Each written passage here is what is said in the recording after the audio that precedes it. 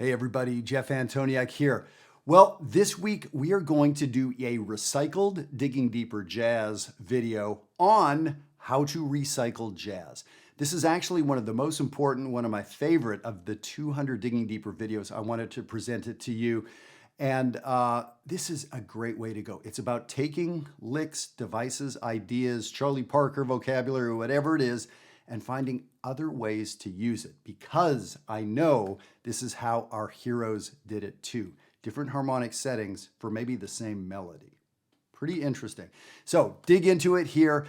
And I want to let you know, if you haven't been checking this out, the Winter Summit, the Jazzwire Winter Summit is coming up this January 27 through 29, 2023.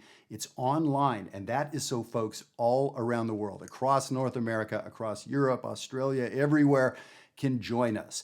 We only have 21 spots, and about a third of them are already sold out a week in, so jump on it. George Coleman is a super special guest. Yeah, that George Coleman.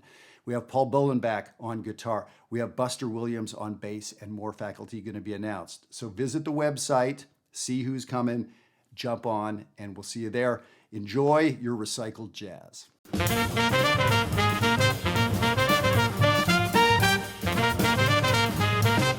So today, I want to talk about recycling some jazz. So yes, this idea of reusing information, not only using repetition, which is of course a wonderful thing for creating great music, but the idea of using some of our concepts and ideas in different settings. It's really, really powerful. And we see our heroes doing this all the time. I remember looking at transcriptions of Charlie Parker or Sonny Rollins and seeing, notes that looked wrong to me in that measure. On that G7 measure, whenever I play that note, I sound wrong, but when Sonny Rollins plays it, he sounds fantastic. What's up with that?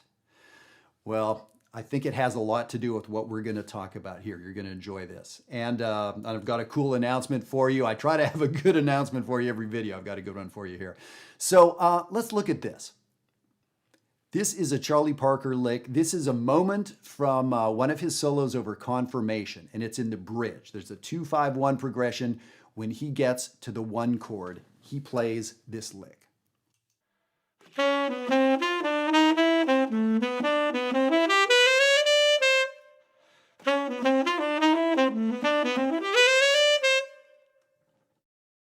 So it's a really wonderful sort of exploration of this 1 chord. A lot of us, we play a 2 chord, we play some cool stuff on the 5 chord. We get to the 1 chord and we don't know what to do, and it's boring, and we're not sure what to do. Well, so I loved seeing what Charlie Parker got into here. And I mean, I'm seeing enclosures, I'm seeing arpeggiation, I'm seeing that dramatic arpeggio up to a high note. That's a hallmark of bebop playing.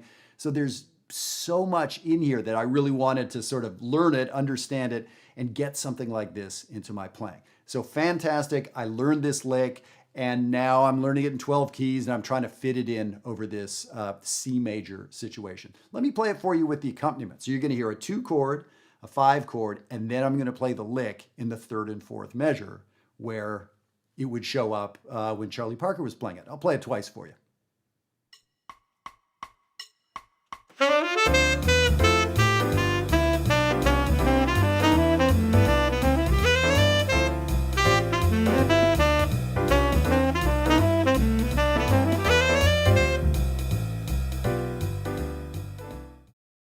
All right, so that's a pretty great lick, right? So that's the context that Charlie Parker played it in, a 2 chord, a 5 chord, and then he played it over the 2 measures of the 1 chord that follows. So that right there, if that's all you get from this video, is you got a cool new lick. All right, thanks to Charlie Parker. So now here's what I want to talk about, is how I would see Charlie Parker and Sonny Rollins and Clifford Brown and on, it would seem like sometimes what they would play over a D minor chord would look like C major stuff. Or sometimes what they play over a G7 chord would look like D minor stuff a little bit. And so I think that's a lot of what's going on. These guys are recycling their ideas.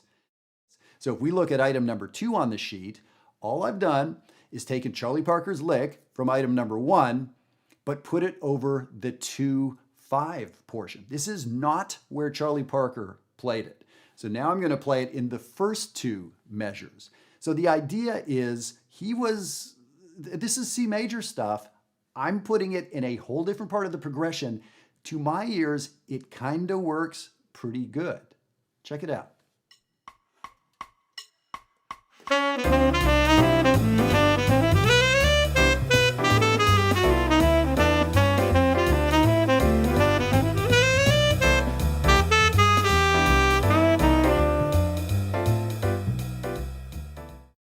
So what do you think?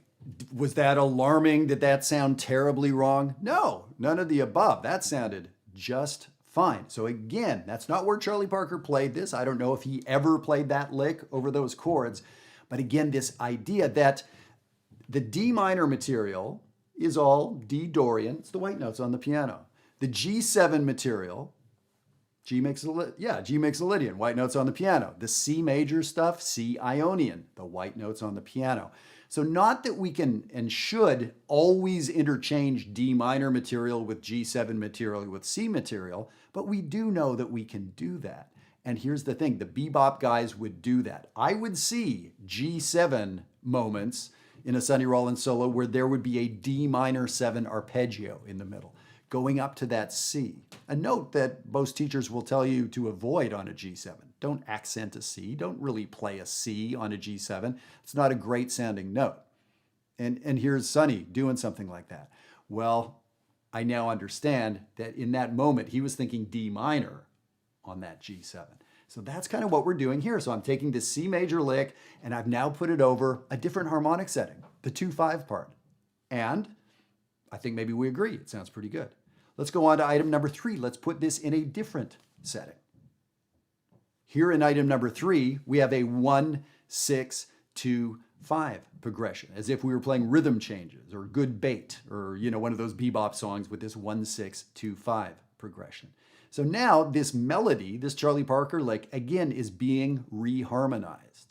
And look at it. Look at the A minor part, the second half of the first measure. Right there is an A minor arpeggio. So yes, it's very interesting that it turns out that a lot of this material works over these other chord changes. Let me play it for you and let me see what you think.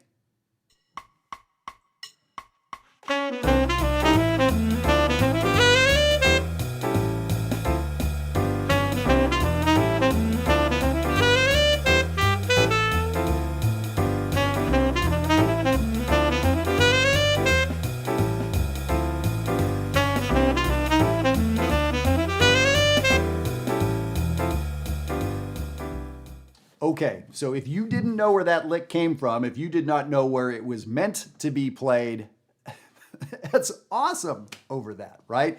We are literally taking this and recycling it. All right, before we go any further, I want to mention to you guys Maryland Summer Jazz. So we've gone virtual this year. Of course, with this terrible virus around the world, our 16th year, we've served thousands of people at Maryland Summer Jazz. We can't do it in person this year. When I decided that I wanted to take Maryland Summer Jazz virtual, I was not interested in having it be similar but worse.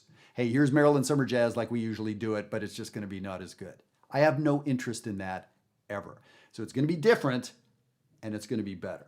So certainly differences. But there are ways where we can have the experience of playing together, where you can trade with me from wherever you are on earth in real time and have that experience of hearing me and bouncing off what I'm doing, or hearing the next person, or hearing Rick Margitza if you're in his class, or working with Sherry Miracle in her class, or working with on and on like this. So yeah, there's a lot to be done, and wherever you are on earth, of course, it's now open to you, right? We're doing it on the Zoom video platform. It's the end of July. We have 2 sessions for 40 people each. I think we're down to a total of 20 openings right now. So I don't imagine these are going to be around for too long. I hope you'll take advantage of it. I love that you tune into these videos, but for us to work together and to work together for 4 days in a row and with a faculty of 15, 20 amazing players. We have Wycliffe Gordon coming in to do a special presentation for us, trombone player. We have Rick Margitza. We have Jeff Coffin from the Dave Matthews Band. I just got off the phone with Matt Wilson, one of my favorite drummers. earlier today. So yeah, we have a lot of incredible stuff for you. So I hope you check it out. I hope it's a good fit for you. It would be a wonderful thing to look forward to and to work towards over the next couple months. Okay, so let's look at one more setting for this lick. And now I'm actually going to take us a little bit out of this key center of C major and go to C dominant. So yes, they both have C in them, but C dominant and C major are not really the same land. C dominant is more like heading towards F, possibly, right? Or maybe we're playing a C blues, but it's very different. So now if you look at this lick, there's a number of Bs in this lick, quite a few. I haven't counted. 1, 2, 3, 4 Bs in this lick, B naturals. So of course that makes sense for a C major lick. I'm not changing any of those. I'm keeping them as B naturals, but I'm going to play it over a C7. And I'm suggesting that those B naturals are actually going to sound really good. I'm saying they're going to sound good. This used to freak me out as a young player. Why in the world is Coltrane playing B naturals on a C7? It's supposed to be B flat. I know that. I've read the textbook. I've done the arpeggios. Why does he make B naturals sound good? Why? Do you know the answer to that question? Let me play it for you.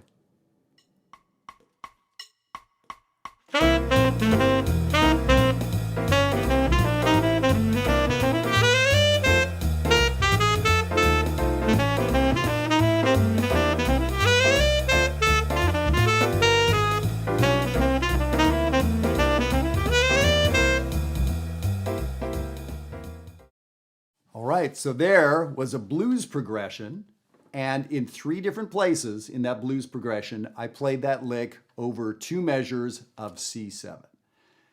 And no, that didn't sound wrong ever. Why do those B naturals sound so good in the context of a C7 where it's supposed to be B flats? The answer is those half-step neighbor tones, leading tones. The leading tone is very, very important. And so that was a huge lesson to me when I learned that a lot of my heroes would use major sevenths on dominant chords or minor chords, that leading tone. So that's not even the lesson of the day, but we're finding out that a major lick can work over a dominant chord. A major lick can work over that minor chord. It's really interesting, right? So this idea that a lot of the material you know, a lot of the licks you know can be recycled. They can be recast. They can be put in a different place harmonically. Now, it may take a little doing to figure out what that is, but I'd ask you to experiment, especially 2-5-1 material, which is mostly what we worked on today. Take a lick that you know fits on the 2 chord and play it over the 5 chord. See how that works. And when you stay in the same key like this, it can work pretty great. And perhaps this helps you understand some of your heroes when you look at their transcriptions and you're thinking, why in the world is that note there? They may be playing D minor over G7, or they may be thinking C major over the G7 or the D minor, whatever it is. So enjoy this lick. Another gift from Charlie Parker, right? So enjoy this lick and think about this idea of your vocabulary might be a little bigger than you think it is. That's pretty powerful, right? Great. Hope I'll see you at Maryland Summer Jazz this summer too. Grab one of those spots, July 15 through 18, July 22nd through 25. It's virtual, so everyone around the world can attend. Hope to see you there.